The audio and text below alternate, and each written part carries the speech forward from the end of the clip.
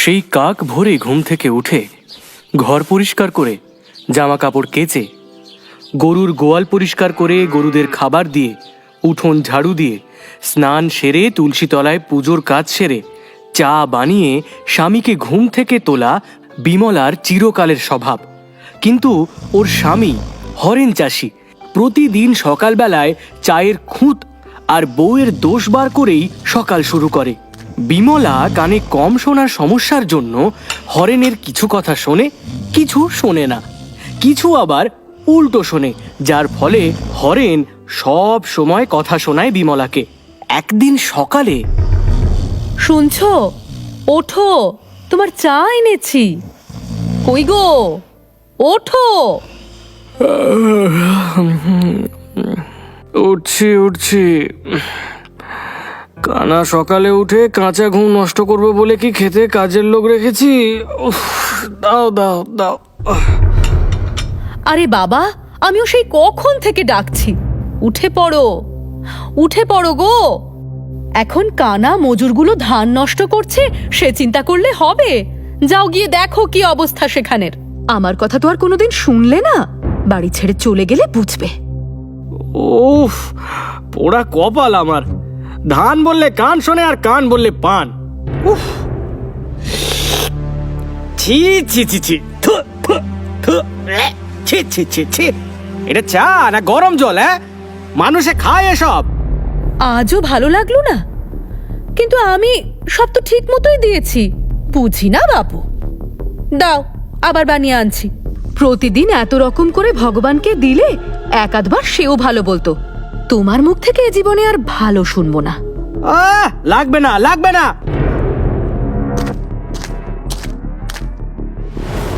একটু চাপে না রাখলে আবার হাটে যাওয়ার তাল তুলবে। সকালের চা খারাপ হওয়ায় আর কিছু বলার সুযোগ পাবে না।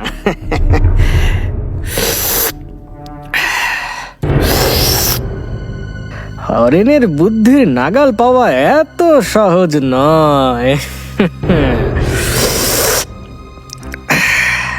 চায়ে বুদ্ধি, চিনিতে বল, দুধ না খেলে রক্ত জল।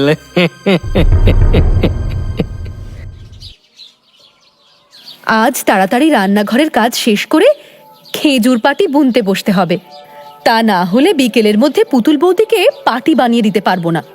সামনের চড়কের মেলা থেকে ওনার জন্য আমার নিজের রোজগারে পাঞ্জাবি পায়জামা কিনে দেব। এখন সবজিগুলো কেটে ফেলি চট করে। বিকেলের সময় মতো পুতুল বৌদিকে খেজুর পাতার পাটি বুনে দিতে হবে। সেই জন্যে বিমলা তাড়াতাড়ি ঘরের বাকি কাজগুলো শেষ করতে ব্যস্ত হয়ে পড়ল।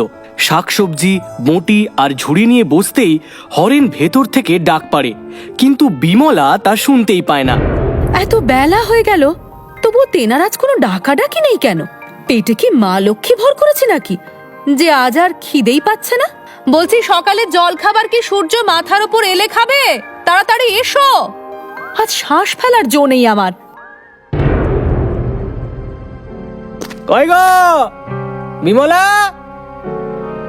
ও বিমলা! আরে কি গো, আমাকে তোমার মতো সারাদিন ঘরে বসে থাকলে চলবে? আরে খেতে দাও।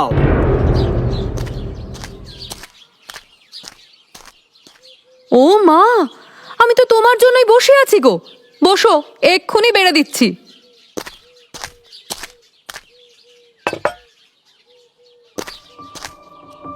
কি রান্না করেছো? ভাত, নতুন আলু মাখা আর মুসুর ডাল সিদ্ধ। ঘি দিয়েছি এখানে, লবণ কাঁচা লঙ্কা দিয়ে মেখে খাও, ভালো লাগবে। বানিয়েছো তো আলু সেদ্ধ আর ভাত, তারও আবার খাওয়ার নিয়ম তোমার থেকে শুনতে হবে? শোনো, আজ বিচুলিগুলো কেটে রেখো, আর 3 বস্তা হাটের চাল ঢুকবে, ঠিক জায়গা দেখে রাখতে বলো। আর না থাক। ধান না এনে চাল নিয়ে এলে তো হাটে বেচে দেওয়া যেত। বিচুলি খেতে দিয়েছি সকালে। আজ পুতুল বৌদি পাটি নিতে আসবে, চালের কথা বলা যাবে না। উফ, ঘাড় থেকে নামলে তো বেঁচে যেতাম। হে ঈশ্বর, ভগবান যেন তোমার মনোবাসনা পূর্ণ করেন।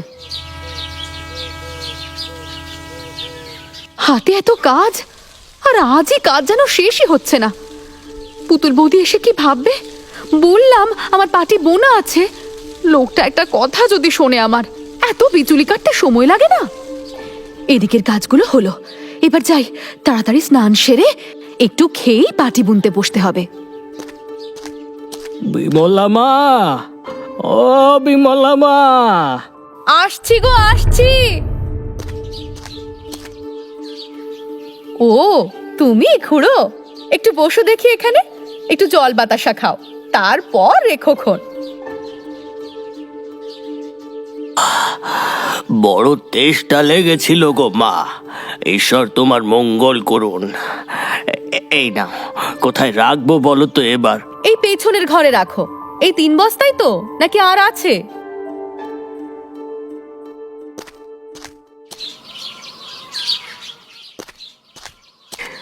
কই গো বিমলা, পাটি বোনা হলো? এসো এসো, তোমার অপেক্ষাতেই ছিলাম, এসো বসো।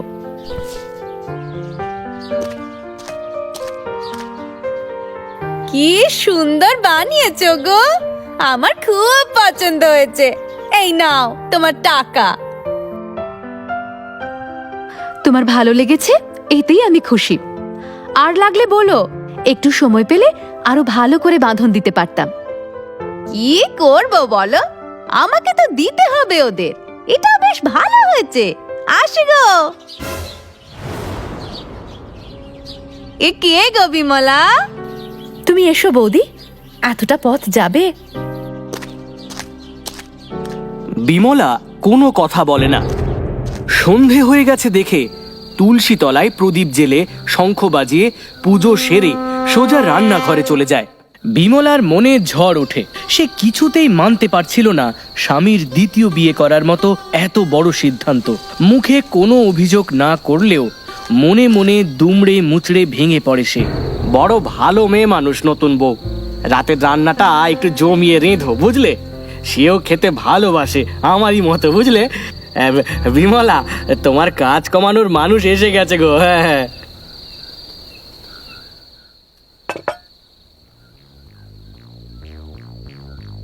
একটু তরকারি দাও তো, বেশ ভালো রেঁধেছো। কাল একটু মাংস লুচি খাইও। হ্যাঁ, সে আর বলতে, বিমলা মাংসটা রাঁধে একেবারে কড়াই চেটে খাওয়ার মতো। তাহলে তো কোনো কথাই নেই, সঙ্গে একটু পরমান্ন হলে তো কোনো কথাই নেই। কি গো দিদি, বানাবে নাকি একটু পরমান্ন? বানাবে না মানে? হ্যাঁ, সারাদিন তো ঘরেই বসে থাকে, কাজের মধ্যে দুই, খাই আর শুই। বিয়ে করে এসেই এত খাই খাই করছে। আমার কাজ কমাবে না তোমার মুন্ডু চিবিয়ে খাবে? যা ইচ্ছে করো, আমি কোনো কথা বলবো না। নতুন বউয়ের সামনে হরেন বিমলাকে এইভাবে কথা শোনানোয় বিমলা খুব কষ্ট পায়। রাতের খাবার না খেয়েই নিজের কাজ শেষ করে বিছানায় শুতে গিয়ে দেখে শোবার ঘরে তারা দুজনে শুয়ে আছে। বিমলা বাইরে মাদুর পেতে শুয়ে পড়ে, ঠান্ডায় সারা রাত কাঁপতে থাকে। হঠাৎ এই প্রায় মাঝরাতের দিকে বিমলা দেখে একটা লম্বা হাত কুঁজোর থেকে জল নিয়ে আবার চলে গেল। ভয় পেয়ে যায় সে, মুখে কোনো কথা বলতে পারে না, শুধু ঠাকুরকে ডাকে, জয় মা কালী, জয় মা কালী, জয় মা কালী, রক্ষা করো মাগো, এ কি দেখলাম। সকাল হয়ে যায়, কাউকে কোনো কথা বলে না, শুধু মনে মনে ঠিক করে নেয় আজ সবাই ঘুমিয়ে পড়ার পর সে নিরুদ্দেশ হবে। প্রতিদিনের সব কাজ শেষ করে তুলসী তলায় পুজো দিয়ে রোজের মতো স্বামীর জন্য চা করে ঘরে নিয়ে যাওয়ার সময় দেখলো হরেন ঘুম থেকে উঠে বেরিয়ে আসছে। দাও দাও, আমায় দাও। নতুন বউ কাল রাতে একটু ঘুমোতে পারেনি, ছটপট করেছে। নতুন জায়গা কিনা, তুমি রান্না বান্না করে তাকে ডেকো। হ্যাঁ, দেখো যেন কাঁচা ঘুম আবার ভেঙে না যায়। আমি বেলায় বেলায় চলে আসবো কোন। দেখলো, কাল রাতে আমি একটা দানাও দাঁতে কাটেনি, তারপরেও আমার কথা না জিজ্ঞাসা করে এভাবে নতুন বউয়ের খাবার কথা বলছে। আর আমি এই সংসারে থাকবো না, আজ রাতেই যেদিকে দু চোখ যায় চলে যাব। ঠিক আছে। হরেনের কথায় বিমলা খুব কষ্ট পেল, কিন্তু মুখে কিছুই প্রকাশ করলো না, কারণ পুরো কথা তার কান পর্যন্ত আসেনি। যতটুকু শুনতে পেয়েছে সেই কথার পরিপ্রেক্ষিতে বিমলা কোনোভাবেই উত্তর দিতে পারে না। সে বুঝে যায় এই সংসারে তার জায়গা কমে এসেছে নতুন বউ আসাতে। তাই বিমলা ঠিক করে নেয় আজ রাতেই সকলে ঘুমিয়ে পড়লে সে যেদিকে দুচোখ যায় চলে যাবে। এদিকে নতুন বউ ঘর থেকে মাংস রান্নার গন্ধ পেয়ে ঘর থেকে বেরিয়ে রান্নাঘরে আসে। মাংসের গন্ধ নাকে যাওয়াতে নতুন বউ কিছুতেই ঘরে বসে থাকতে পারে না, মুখ থেকে লালা গড়িয়ে পড়ছে একেবারে। না, অনেকক্ষণ বসে আছি, দেখি মাংস রান্না কত দূর এগোলো। প্লিজ কষা মাংস চেখে না দেখলে গৃহস্থের অকল্যাণ হবে না। কই গো, গেলে কোথায়? বর্দি, কোনো সাড়া নেই কেন? অলক্ষী ঢুকেছে আমার ঘরে, বেলা পর্যন্ত ঘুমিয়ে স্নান না করে ড্যাং ড্যাং করে রান্নাঘরে আসছে। যা ইচ্ছে করুক, আমি কিচ্ছু বলবো না তো, যেদিকে দু চোখ যায় চলে যাব। ও মা, তোমার রান্না বান্না হয়ে গেল? ভাবলাম কড়াই থেকে দুটো কষা মাংস তুলে খাবো। আমাকে একটু ঘুম থেকে তুলে দিতে পারলে না? কি করো সারাদিন? দাও দেখি, সে কোন বেলায় খেয়েছি কাল, পেটের ভেতরটা একেবারে গুলিয়ে উঠেছে।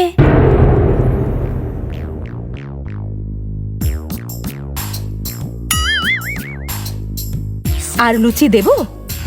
দেবা বলছো কি? দিয়ে দাও। এই দুটো লুচিতে কিছু হয় নাকি? বিমলা লুচি আর মাংস দিয়ে যাচ্ছে আর নতুন বউ খেয়েই যাচ্ছে। এক বাটি পরমান্ন খাওয়ার পর যেন তার পেটটা ভরেছে। মন্দ বানাওনি, রান্না তো বেশ ভালোই করো।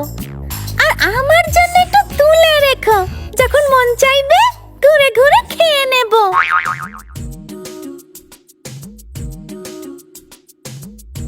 কোনো বাড়ির বউ এভাবে খেতে পারে? এ কি সত্যি কোনো মানুষের খাওয়া? তুমি রক্ষা করো ঠাকুর, আমি আর থাকতে চাই না এ সংসারে। নতুন বউকে খাবার দিতে দিতে বিমলা একেবারে হাঁপিয়ে উঠেছে। এত লুচি মাংস একেবারে কোনো বাড়ির নতুন বউ খেতে পারে বলে বিমলা জানে না। এক এক সময় তার খাওয়া দেখে তাজ্জব হয়ে যাচ্ছে বিমলা। সবেমাত্র থালার সব খাবার শেষ করে আঙুল চাটছে নতুন বউ। ঠিক তখনই হরেন নতুন বউকে ডাকতে ডাকতে ঘরে ফেরে। নতুন বউ, ও নতুন বউ, কি গো? যে কাজটা সে এতদিনে একবারও করেনি বিমলাকে, হাঁক ডাক দিয়ে বাড়িতে ফিরেছে। রান্নাঘর থেকে এক গ্লাস জল হাতে বিমলা বেরিয়ে আসে। আর নতুন বউ বিমলাকে বকা শোনাবে বলে কাঁদো কাঁদো মুখে রান্নাঘর থেকে বেরিয়ে আসে। কই গো নতুন বউ, আরে ঘুম ভেঙেছে? সারা বাড়িতে মাংসের গন্ধ একেবারে ভরে গেছে দেখছি, কোথায় গেলে গো? ও নতুন বউ, তুমি ফিরে এসেছো? আমি আর এই সংসারে থাকবো না। আজ তুমি হাঁড়ি আলাদা করো। বড় বউয়ের কাছে একটু লুচি মাংস চেখে দেখার জন্য চাইলাম, বলে কিনা স্বামীকে না দিয়ে খেয়ে নেবে। আচ্ছা, খিদে পেলে আমি কি খেতে পারি না বলো? আরে খিদে পেলে খাবে না কেন? 100 বার খাবে। বিমলা, এক্ষুনি আমার সামনে এসো। তুমি নতুন বউকে খেতে দাওনি? এ সংসারটা আমার। আমার কথার বাইরে বেরিয়েছো তো বেরিয়ে যেতে পারো, দরজা খোলা আছে, যাও। একই কথা বলছো তুমি নতুন বউ? তুমি তো কিছুক্ষণ আগেই এক থালা লুচি মাংস খেলে, এখন এত বড় মিথ্যে কথা বলতে তোমার বাধছে না? শুনেছো কেমন খাবার খোঁটা দিচ্ছে আমায়? দিদি দেয়নি বলে আমি কড়াই থেকে দুটো মাংস আর লুচি তুলে খেয়েছি। এ কি আমার অন্যায় বলো? তুমি নতুন বউকে কষ্ট দিয়েছো? এত বড় সাহস তোমার? আজ একটাও মাংসর পিস তুমি খাবে না। সব মাংস আমি আর নতুন বউ মিলে খাবো। তোমাকে আজই বাপের বাড়ি পাঠিয়ে দিচ্ছি আমি। দাঁড়াও, দেখাচ্ছি তোমার মজা। এক রাতের মধ্যে তুমি আমাকে অবিশ্বাস করা শুরু করে দিলে। তোমাকে কষ্ট করে কোথাও পাঠাতে হবে না, আমি নিজেই চলে যাব। আমার কথা মিলিয়ে নিও, যেই বাড়ির বউ এভাবে খাবার খায় সে আর যাই হোক মানুষ হতে পারে না। চুপ কর মিথ্যাবাদী কোথাকার! আমি নিজের চোখে দেখেছি তুই মাংস রান্না করতে করতে খেয়েছিস। আবার বড় বড় কথা বলছে। ভগবান ক্ষমা করবে না তোমায় নতুন বউ, এই বলে দিলাম। এত মিথ্যেবাদী তুমি। থাক, কে সত্যিবাদী কে মিথ্যেবাদী আমি খুব ভালো করে বুঝতে পারছি। এতদিন তোমার সাথে সংসার করছি আমি, আমি চিনি না তোমায়? হ্যাঁ, মানুষটা খেতে ভালোবাসে বলে নিজে খাবার খেয়ে কড়াই চাপা দিয়ে রেখেছো। ছি ছি ছি ছি বিমলা, ছি! নতুন বউ না এলে আমি জানতেই পারতাম না। ছি! হরেন সত্যি মিথ্যে যাচাই না করে ছোট বউয়ের কথায় বিমলাকে অনেক কটু কথা শোনালো। বিমলা সেই শুনে মুখ চেপে কাঁদতে থাকে। তা দেখে নতুন বউ বেশ মজা পেয়ে মুচকি মুচকি হাসে, আর সে মনে মনে ঠিক করে নেয় বিমলাকে কি কি ভাবে সে জব্দ করতে পারে। হরেন আর নতুন বউ যখন ঘরে বেশ হাসি ঠাট্টা করছে, বিমলা তখন সন্ধে প্রদীপ দেওয়া, গরুর খাবার সাজিয়ে দেওয়া সব কাজ শেষ করে সবে মাত্র সিঁড়িতে বসে একটু হেলান দিয়েছে। তখনও সে কিছুই দাঁতে কাটেনি। মনের দুঃখে শুধু অপেক্ষা করে আছে বেরিয়ে যাওয়ার, আর সে করলো তাই। নতুন বউ, আরে গেলে কোথায়? বিমলা, উফ, আরে মাথার সামনে এক গ্লাস জলও রাখোনি। কি যে করো কে জানে বাবু। তখনই বারান্দায় বসে রান্না করা হাঁড়ির মধ্যে লম্বা লম্বা হাতগুলো ঢুকিয়ে নতুন বউ সবেমাত্র সবটুকু পরমান্ন চেটেপুটে খাচ্ছে। হরেন দেখেই একেবারে হাঁ হয়ে যায়। ভূত ভূত বলে চিৎকার করতে থাকে। যেদিকে নতুন বউয়ের কোনো নজর নেই, সে তখন ব্যস্ত চেটেপুটে পরমান্ন খেতে। ভূত ভূত, কে কোথায় আছো গো? শিগগিরই এসো। ভূত ভূত, আমার নতুন বউয়ের শাড়ি পরে ভূত রান্না ঘরে বসে আমার ঘরের সব খাবার শেষ করে দিল গো। ও বিমলা, বিমলা কোথায় আছো গো? দেখে যাও, এ কি সর্বনেচি কাণ্ড গো। আরে কে কোথায় আছো, কে কোথায় আছো গো? শিগগিরই এসো গো। ভূত! নতুন বউয়ের এমন ভয়ানক রূপ দেখে হরেন দিশেহারা হয়ে কান্নাকাটি জুড়ে দিল। আর হরেনের কান্না শুনে পাশের বাড়ি থেকে পঞ্চাখুড়ো কোনো মতে ঘুম চোখে উঠে এলো ওদের বাড়িতে। পঞ্চাখুড়ো রান্নাঘরের কাছে যেতেই দেখে নতুন বউ হাঁড়ির মধ্যে মুখ ঢুকিয়ে জিভ দিয়ে চেটে চেটে পরমান্ন খাচ্ছে। সুযোগের সদ্ব্যবহার করে পঞ্চাখুড়ো সপাটে একটা লাথি মারে নতুন বউয়ের পেছনে, আর আচমকা পেছন থেকে আঘাত লাগতে নতুন বউয়ের শরীরের বাকি সব অংশ হাঁড়ির মধ্যে ঢুকে যায়। পঞ্চাখুড়ো সেই সুযোগে হাঁড়ির ওপরে বিমলার রান্নাঘরের শিল নোড়ার শিলটা চাপিয়ে দেয়। অন্যদিকে হরেন সারা বাড়ি বিমলা বিমলা বলে চিৎকার করে কোথাও না পেয়ে কেঁদে কেঁদে বলতে থাকে তার বউ বিবাগী হয়েছে তার দোষেই। খুড়োর ওপরে এই নতুন রাক্ষসী বউয়ের দায়িত্ব দিয়ে সে ছুটল বিমলার খোঁজে। খুড়ো, ও খুড়ো, তুমি ওঝা ডেকে এই ভূতকে আমার বাড়ি থেকে বের করো। আমি বিমলাকে খুঁজে নিয়ে আসি। সে আমার ওপরে রাগ করে আছে গো, সেই জন্য সংসার ছেড়ে চলে গেছে। আমি আমার সব ভুল বুঝতে পেরেছি। নতুন বউকে পেয়ে আমি বিমলার কোনো খেয়ালই রাখিনি। এ আমার অন্যায় হয়ে গেছে খুড়ো, আমার অন্যায় হয়ে গেছে। তুমি তোমার ঘরের লক্ষ্মীকে পায়ে ঠেলে দিয়েছ হরেন। এক্ষুনি যাও, যেভাবেই হোক তার কাছে ক্ষমা চেয়ে ফিরিয়ে নিয়ে এসো লক্ষ্মীকে। হরেন চলে যায় বিমলাকে খুঁজতে, আর এদিকে পঞ্চাখুড়ো ওঝা ডেকে নিয়ে এসে হাঁড়ির ভূতকে খুব করে বুঝিয়ে দেয় অন্যের সংসারে এভাবে অশান্তি সৃষ্টি করার ফল কি হতে পারে। ওং হিং টিং টং ছট ভূতেং চা, শেওড়া গাছ ভেঙে এক্ষুনি পালা ভূত। যা যা। ওঝার মন্ত্রে ভূত শেওড়া গাছের ডাল ভেঙে হাঁড়ি উল্টে চলে যায়, আর হরেন তার বাড়ির লক্ষ্মীমন্ত বউ বিমলাকে নিয়ে বাড়ি ফিরে সুখে শান্তিতে সংসার করতে থাকে।